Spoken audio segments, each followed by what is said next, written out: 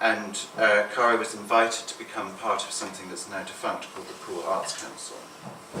It was made at no public cost and given by the artist to the people of Poole. Caro felt a particular affinity to the area and kept a house in Dorset. And it's part of the Caro family legend that Caro and his wife Sheila Girling would come back and sit on one of the viewing platforms and eat fish and chips.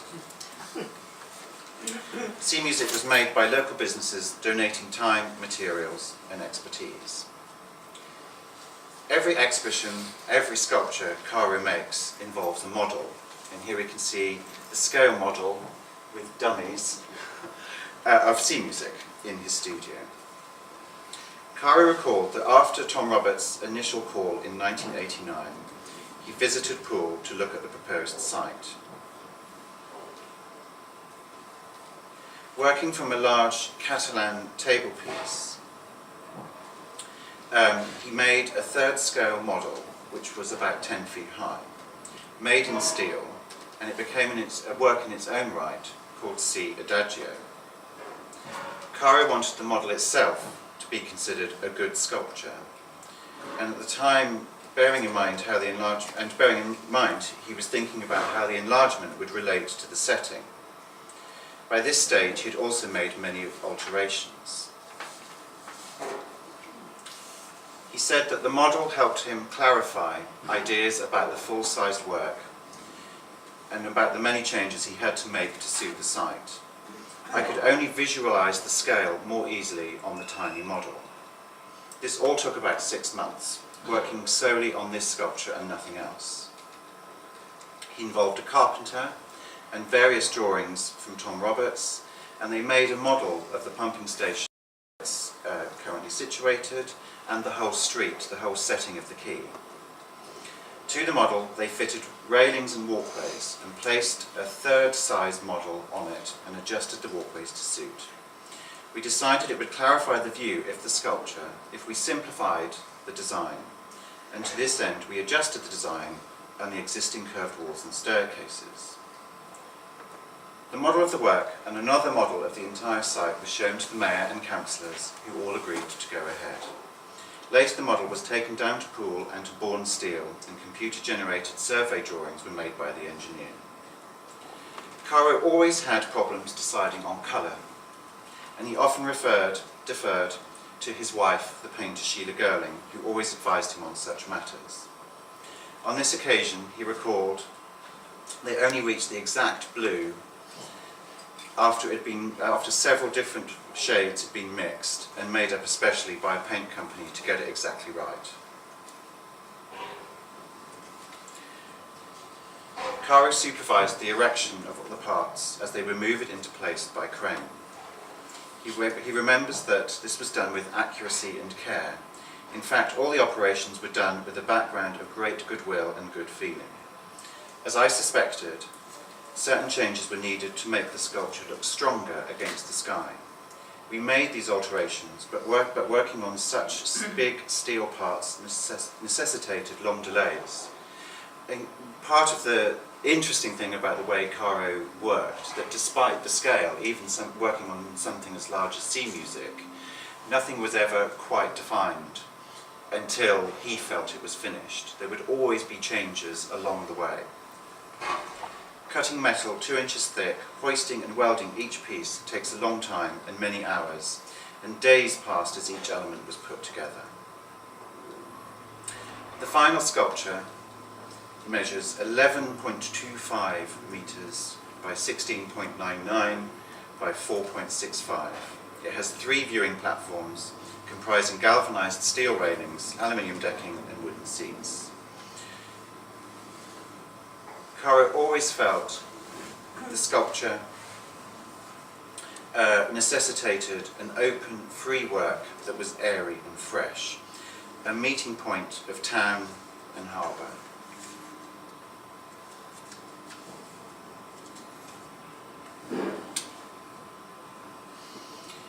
He further noted, I sometimes think of a sculpture like a concerto. There's the piano up above and the orchestra down below. Hence he incorporated different levels in the viewing platform.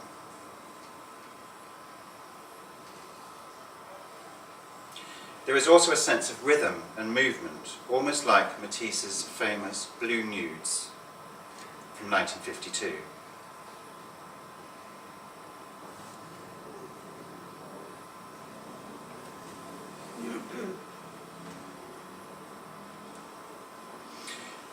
Music was important to Caro. He played classical music all the time in his studio, almost drowning out the sound of cutting and welding steel. As a theme, it also appears in a number of guises in his work. From the concerto series, which will be shown here in Poole Museum, which comprise found elements from actual musical instruments, to works which were inspired by music or the feelings that music evokes. It is no surprise, therefore, that C music resembles a treble clef. Caro also stated he wanted C music to evoke both the sound and appearance of the cascading sea, which he achieved through interlocking rings and curves, whilst the central vertical plate recalls the masts and sails of ships, as they were then and as they are now.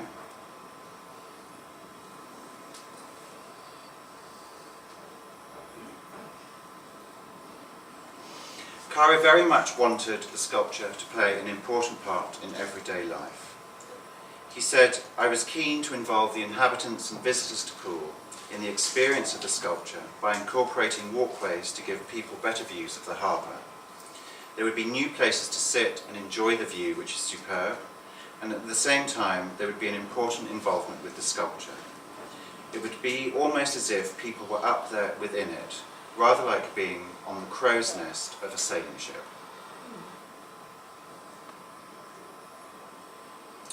C music was unveiled by Lord Palumbo on the 22nd of November 1991. In 2013, Michael Spender from Poole Museum approached Anthony Caro as C music was badly in need of restoration after more than 20 years in situ on the seafront. Weather, salty sea air, seagulls and vandalism had all taken their toll, and the sculpture was in danger of deteriorating beyond repair. The restoration project that we're planning will ensure the sculpture is structurally sound for years to come and will also enhance its appearance. Caro also felt it was an opportunity to help differentiate through the paint colour the actual sculpture from the main architectural elements. In the original scheme, as it is now, some of the architectural elements are the same colour as the sculpture, and he wasn't entirely happy with that. Under the restoration project, the sculpture will be repainted the same original blue, and all the architecture will be galvanised. The area around the sculpture will also be improved. Shortly before he died, in 2013, Caro approached me to help oversee the project, stating that the restoration was an opportunity to increase the awareness of the sculpture and to place it in his oeuvre as a major example of his work and crucial to his overall enduring reputation. The latter aspect has become even more important following his death in the autumn of 2013. Working with Poole Museum, the New Arts Centre has submitted an application to the Heritage Lottery Fund, and the Caro studio remains completely involved to ensure that all Caro's wishes are carried out. The basis of the application to the HLF comprises two main strands of activity. Firstly, the conservation, refurbishment and creation of a long-term management and maintenance plan for C music. This has all been drawn up with the Caro studio. And secondly, the delivery of an engagement interpretation programme that re-engages the community of Poole with the piece and introduces a wider audience to the experience and understanding of this unique work. We were delighted that Stage 1 money has already been granted, and quite soon we will hear if Stage 2 has been granted and we can carry on with the work. We have also arranged a number of accompanying events, as Melinda mentioned. A number of local partners are involved in that. So there'll be an exhibition of Caro's concerto series in the museum, and the sighting of another work called Slow March will be outside on the museum's terrace. Photography of the work has already been happening, by an artist called David Ward, and all the photographs, all the modern photographs I've been using have been taken by him. And he's going to document the sculpture before, during and after the restoration, and those are going to be used to illustrate a book dedicated to this sculpture. That book's going to be published by a publisher called Riding House and then distributed around the world. And that will have a new text by Alistair Sooke, who's an expert on Caro's work. We've also commissioned a new piece of music in response to sea music by the contemporary classical composer Jim Aitchison, including a fanfare for Caro, and that's going to be played by the BSO. There's also going to be a series of lectures organised by Arts University Bournemouth. An audience development plan has already been created at the rest of the HLF, and community engagement has begun with local audiences and volunteer groups, as well as an education programme with schools. The 25th anniversary of the sculpture falls on the 22nd of November, very soon. We see this as an opportunity to start celebrating Caro's sculpture as a unique, monumental public commission by one of the most important sculptors of his generation. The launch day, we hope, is aimed at encouraging ownership and pride in the work amongst local Dorset residents, their own angel of the north, if you like, and that this restoration is something to celebrate. Thank you.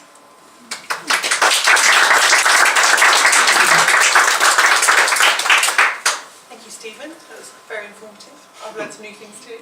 I can just add a few more elements to the HLF bid. It's the Heritage Lottery Fund.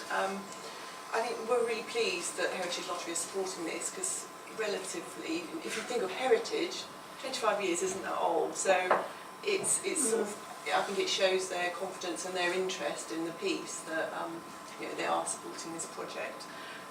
We've got, you've mentioned pretty much most of what we're planning. We are also planning some interpretation material because at the moment there's just the brass pack saying who was involved in the original build. So we've done evaluation, and one of the things that comes up time and again, which we recognised early on, is that there's not much information about the sculpture anywhere. So we are building our website, and also we're going to put new panels on the sculpture, and there will be more information within the museum as well. So we're going to be working with communities and asking, we've already started asking people what they want to know. So the whole project, as HLF and the museum really want, we want the whole project to be a part of our community, and we want to know what people want to know and what they want to see. So we are keen and are actively working with lots of different groups. So we're going to be working with the Poole Housing Partnership, we've got schools involved, we've got the Poole Museum Society, we've got lots of other groups sort of scheduled. So we're going to be applying to Arts Council to help support that work. We're going to be also asking local artists to get involved, so we want them to do their interpretation of sea music and what they see, how they see it. When we're thinking, it could be traditional art, it could be photography, painting, it could even be, I spoke to somebody who does tattoos and said, you could do a tattoo about sea music. It could be really broad, and we want to make it really exciting so that we bring notice to sea music, because it has become a little forgotten. I mean, in the Caro world, I don't think a lot of people don't know it exists. No. So I mean, with the help of the Concerto Series exhibition and the other sculptural lending and the celebration event we're going to hold in May, we're going to make it a really big thing. The BSO playing for us is really big. So we're going to publicise it, we're going to do lots of articles. So nationally and internationally it will be known again, and I think that's really important. In the museum we work with tourism, and they're starting to recognise that this could be a really good tourism draw. It's like we've got the brilliant lines of thought downstairs. We've got fantastic response from that nationally, even internationally. Good international links starting now, and we want to continue that with the Caro. So it will bring new interest in new tourism and new interest to Poole and the museum and the Caro. So it's really exciting. I'm really excited to be on the project. So. Has anybody got any questions they want to ask? Yeah, a couple really. Yeah. You say,